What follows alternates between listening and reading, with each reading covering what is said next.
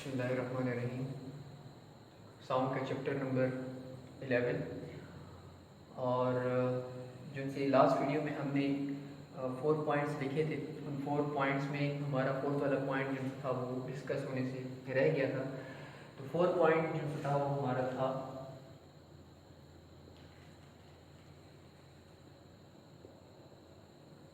Longitudinal,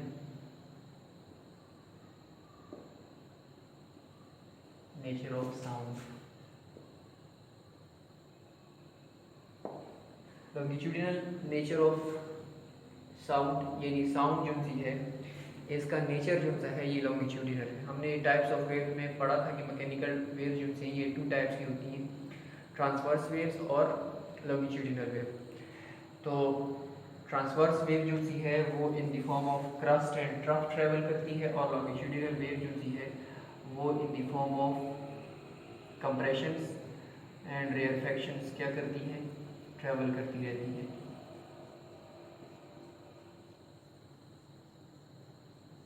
ठीक है जी। Rarefactions compressions, rarefaction compression, rarefaction compression, इसकी टर्म में ये वेव क्या करती रहती हैं, ट्रेवल करती रहती हैं।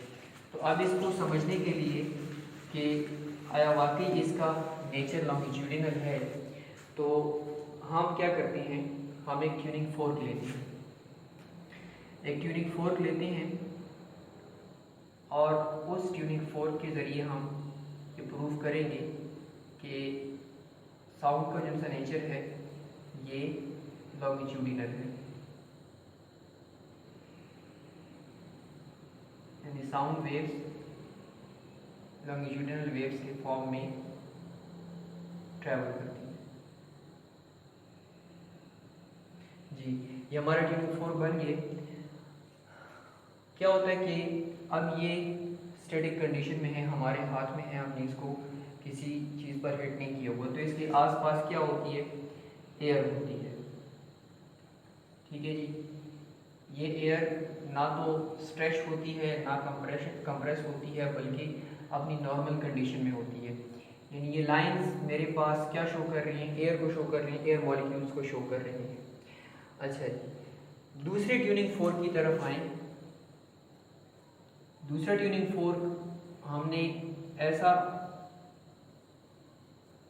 बनाना है कि ये वाइब्रेट करे। फिजिक्स इज अबाउट डायग्राम्स, इसमें डायग्राम्स की काफ़ी इंपॉर्टेंस होती है।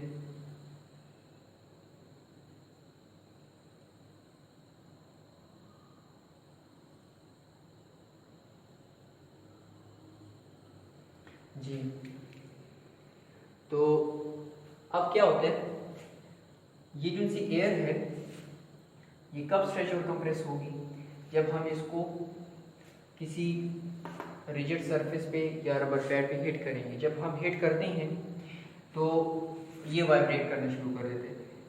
जब तक हमने इसको हिट नहीं किया हुआ होता तो ये प्रोंग अपनी मीन पोजीशन ओ पर मौजूद होता है। ठीक है जी। लेकिन जब हम इसको हिट कर देते हैं तो मैं इस प्रोंग को थोड़ा सा मोटा बना लेता हूँ ताकि इजीली समझ आए। ठीक है। जब हम इसको हिट कर देते हैं तो क्या होता है कि ये प्रोंग वाइब्रेशन स्टार्ट कर देते हैं।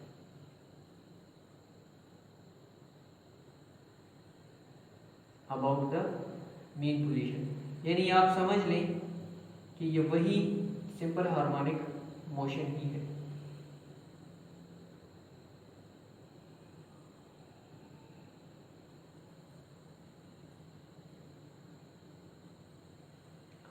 ये उसका मीन पोजीशन ओ बन गया, ये ए बन गया और ये बी बन गया।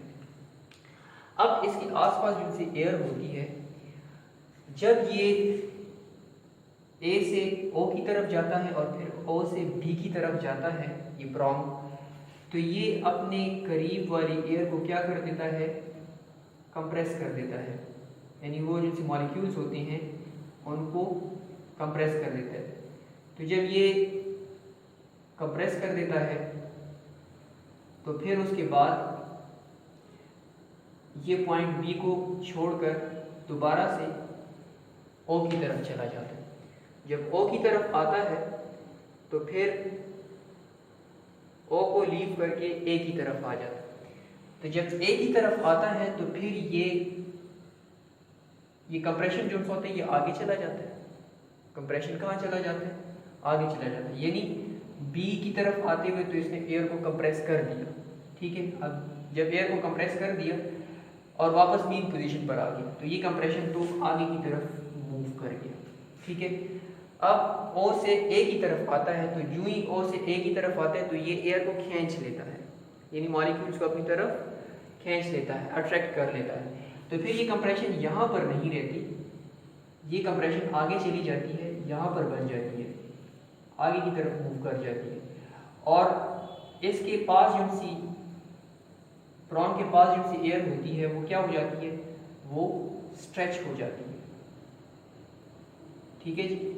प्रॉन के पास वाली एयर क्या हो जाती है? स्ट्रेच हो जाती है। तो जो ही प्रॉन के पास वाली एयर स्ट्रेच होती है तो फिर ये स्ट्रेच एयर जो सी होती है ये भी अपनी जगह पर ठहरी नहीं रहती।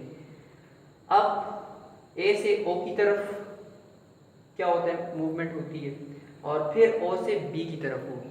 तो जब ओ से बी की तरफ दोबारा होती है तो ये कंप्रेशन को भी रेयरफेक्शन को भी आगे की तरफ धकेल लेते हैं। जिस तरह ये कंप्रेशन आगे की तरफ चली गई थी तो फिर ये रेयरफेक्शन भी आगे की तरफ चली जाती है। जब ये रेयरफेक्शन आगे की तरफ जाती है तो फिर ये सिचुएशन ऐसी नहीं रहती, फिर हमारे पास एक और कंप्रेशन बन जाती है, यानी ये फिर यूँ हो जाता है। अब बी की तरफ ये कंप्रेशन बन जाता है,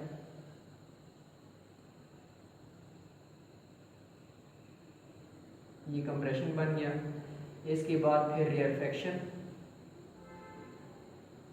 और वो जो सा पहले वाला कंप्रेशन था वो यहाँ पर आ जाता है यू। तो ये वेव जो सी होती है साउंड की, ये कंप्रेशन और रेयरफेक्शन के फॉर्म में क्या करती रहती है? ट्रैवल करती है। तो ये हमारे पास कंप्रेशन बन गया, ये रेयरफेक्शन बन गई, ये फिर कंप्रेशन बन गई। तो अब ये कंप्रेशन जो सी होगी ये अपनी जगह पर रहेगी नहीं, ये क्या करेगी? आगे की तरफ मूव कर जाएगी। जब बी से प्रॉन्ग ओ की तरफ आएगा तो ये कंप्रेशन आगे की तरफ चला जाएगा, ठीक है जी। और जब ओ से ए की तरफ आएगा तो फिर इस कंप्रेशन के साथ वाली जो सी एयर होगी वो क्या हो जाएगी? वो दोबारा से स्ट्रेच हो जाएगी। तो यूं ही स्ट्रेच हो जाएगी, ये कंप्रेशन आगे की तरफ चला जाएगा और यहाँ पर एक और रेयरफेक्शन बन जाएगा, ठीक है। तो यूं कंप्रेशन, रेयरफेक्शन या रेयरफेक्शन और कंप्रेशन साथ साथ में चलते जाते हैं, ट्रैवल करते जाते हैं। और यूं हमारे पास ये कंप्रेशन, ये रेयरफेक्शन, ये कंप्रेशन, फिर ये रेयरफेक्शन, और यूं जो सी है ये साउंड वेव्स क्या करती रहती हैं? ट्रैवल करती रहती हैं। तो हमारे पास ये कंप्रेशन होती है तो इसको हम क्रस्ट ऑफ द वेव बोलते हैं, ये मैंने आपको पहले भी बताया था। और ये रेयरफेक्शन होती है तो इसको हम ट्रफ बोलते हैं। फिर ये कंप्रेशन, क्रस्ट, और वो रेयरफेक्शन, ट्रफ, ठीक है जी। ये इसको रिप्रेजेंट कर रहे हैं, ये इसको रिप्रेजेंट कर रहे हैं, ये इसको रिप्रेजेंट कर रहे हैं, और इसको रिप्रेजेंट कर रहे हैं। और ये आपके पास क्या था? क्रस्ट, और ये ट्रफ, ठीक है जी। और कंप्रेशनल वेव्स के फॉर्म में ये कंप्रेशन और ये रेयरफेक्शन।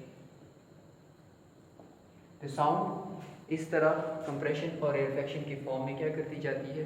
ट्रैवल करती जाती है। तो साउंड का जो सा अपना बेसिक नेचर है वो लॉन्गिट्यूडिनल नेचर ही है, और साउंड जो सी है वो इन्हीं कंप्रेशनल वेव्स के फॉर्म में क्या होती रहती है? आगे की तरफ प्रोपगेट होती रहती है, और फिर ये सेंसेशन प्रोड्यूस करती है। तो साउंड के लिए हमारे पास किन किन चीज़ों का होना ज़रूरी है? Necessary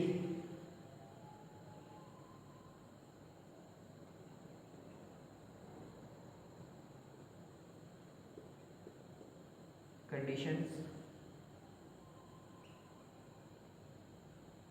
for the propagation of sound. Sound के लिए किन किन कंडीशंस की ज़रूरत होती है? नंबर 1 कंडीशन जो सी होगी वो होगी वाइब्रेटिंग बॉडी।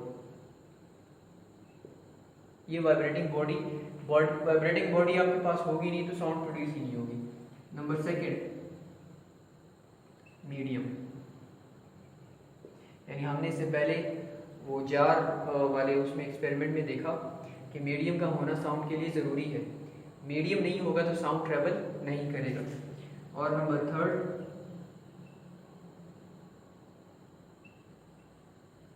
रिसीविंग डिवाइस, यानी आपके कान। ठीक है, रिसीविंग डिवाइस का भी होना ज़रूरी है। रिसीविंग डिवाइस नहीं होगा तो साउंड डिटेक्ट कैसे होगा? ठीक है, वाइब्रेटिंग बॉडी जो है वो साउंड प्रोड्यूस करेगी, मीडियम उसको प्रोपगेट होने में या ट्रैवल करने में हेल्प करेगा, और ये रिसीविंग डिवाइस जो है ये साउंड को डिटेक्ट करने में हेल्प करेगा। तो ये था आज का हमारा topic, longitudinal nature of wave के बारे में। Thank you.